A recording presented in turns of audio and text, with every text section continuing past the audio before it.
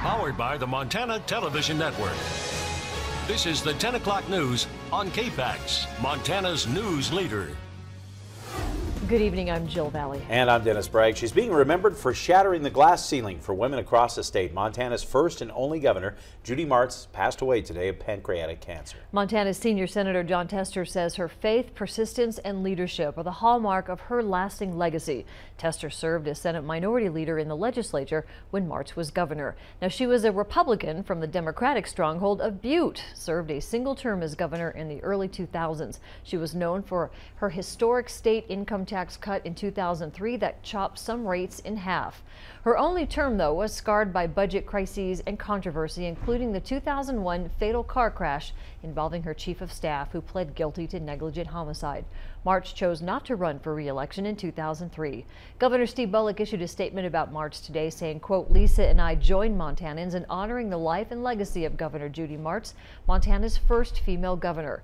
And while she will always leave her mark in our history as a trailblazer for women, we will also remember the spirit and enthusiasm she brought both in her service to Montanans and through her lifelong love for our state." No word yet on any services for her. Well, we're in for a big shift in our weather later this week, perhaps snow in our forecast. Here's Russ Thomas with more on that. Russ. Yeah, I tell you what, we're going to take a look at that in just 1 second. Right now, they're going to start by looking at our St. Joseph Medical Center iCam in Polson. What a beautiful evening. This shot was taken around 6 o'clock after sunset. Great look at the sky there. And again, what a clear, beautiful day all day long in western Montana. It was a little on the chilly side, but we can sacrifice that for some sunshine. Now, here's what we're looking at once we jump into Wednesday, Thursday, Friday, Saturday. Not for all areas, but a winter storm watch is in effect for the Flathead and Mission Valley, as well as the higher elevations there in the West Glacier region.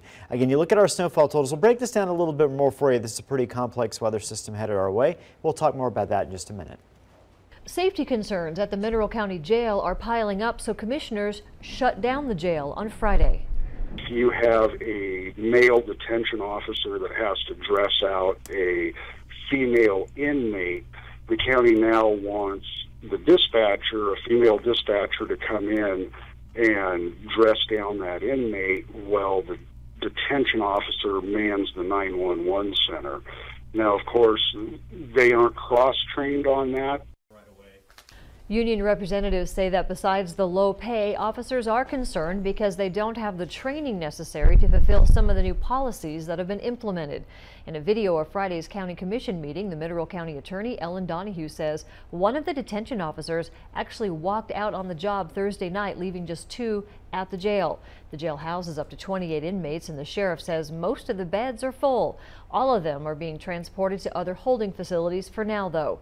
Not all of the inmates are in Mineral County for their arrests. A lot get paid more than $60 per day per inmate at the jail to house those prisoners from places like the Montana State Prison or the Department of Corrections inmates. Sheriff Tom Bauer says between poor pay and difficult hours, attracting and retaining employees has been difficult. They don't get paid well.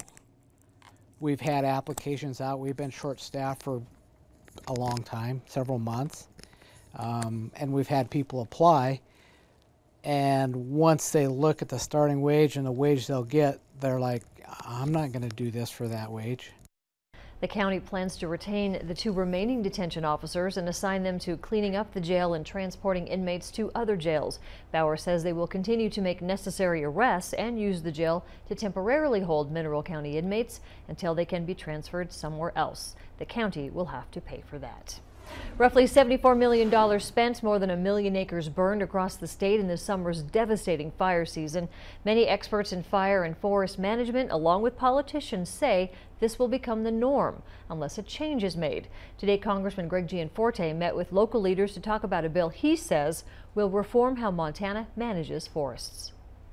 We have to make it easier for people to have input into the process, but also a more streamlined process to get permits so we can get back in the woods, reduce the fuel loads, improve the habitat, and improve the health of the forest.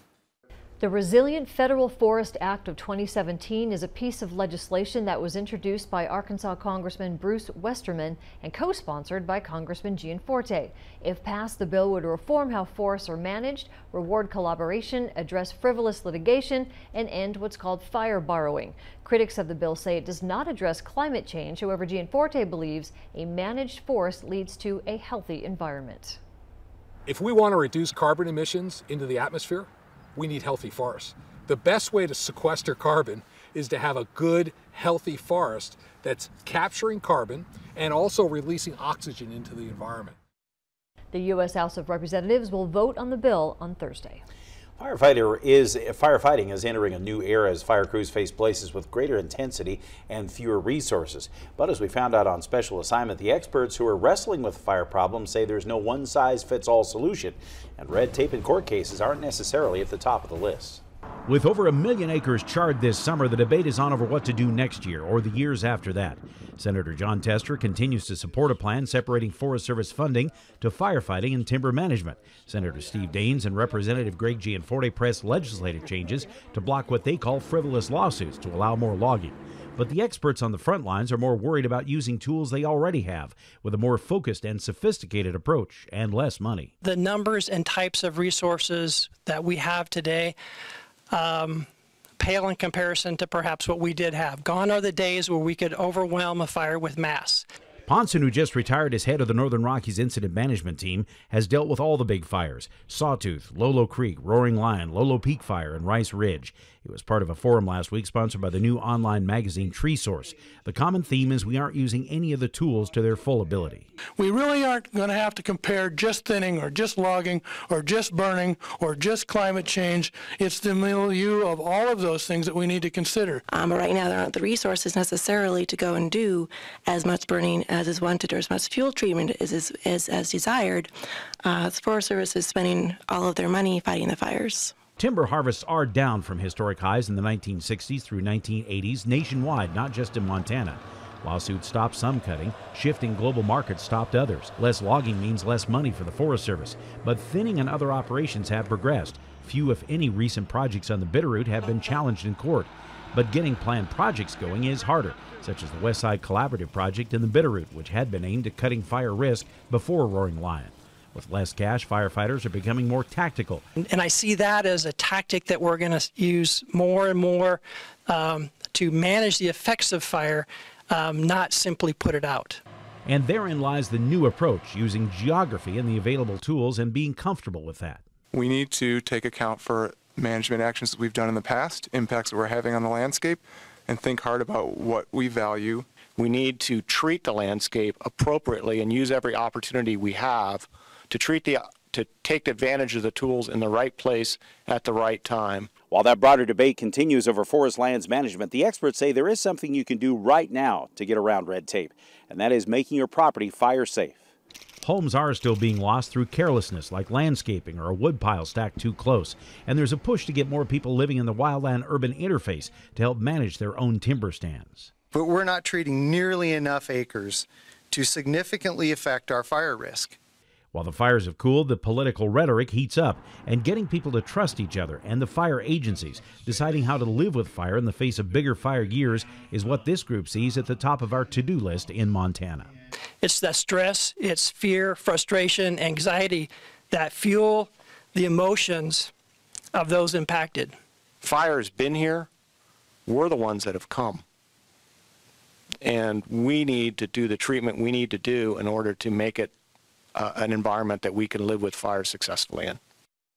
And being fire-wise isn't just for country dwellers. Arno points out that the California wildfires of the past month is proof that even in our towns we need to be looking at ways of cutting fire risk, and that's going to be an increasing concern even in Missoula. You think about areas like Miller Creek, those homes are being built closer together, and that Lolo Peak fire was not that far away this year. All right, great story. Thanks. Thank you so much, Dennis. Well, up next, Russ is back with a major weather shift in our forecast, including a winter storm watch for parts of our area. And later, a wrap-up of your top national headlines, including cancellation of a popular Netflix series because of a sexual assault allegation. That's coming up on KPAX.